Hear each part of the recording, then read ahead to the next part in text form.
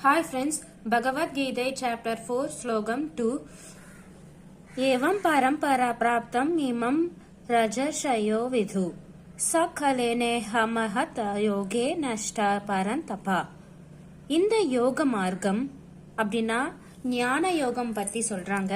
பரம்பரையாக அப்படின்னா மூத்த மன்னர்கள் மற்றும் முனிவர்கள் மூலம் பெறப்பட்டது.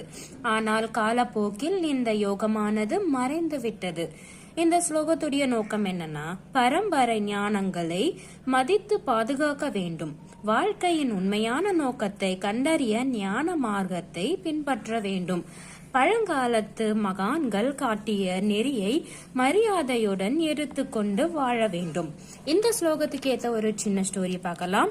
ஒரு நாள் ராஜா முனிவரிடம் கேட்டார், நீங்கள் என்னை ஞானம் கற்பிக்க வந்துள்ளீர்கள், ஆனால் நான் ஒரு அரசனாயிருக்கும் எனக்கு ஞானம் தேவையா என்று கேட்டார்.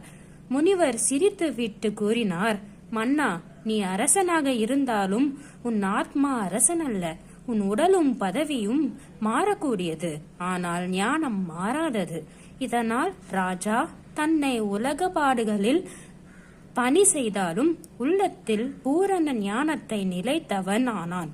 இந்த ஸ்டோரியில என்ன மாரல் அப்படின்னா, ஞானம் அப்படின்றது பாட்டாளிகளுக்கும் அரசர்களுக்கும் சமமாக இருக்கும் பாரம்பரிய நெறி. அதை நாம் மறந்துவிடக் கூடாது.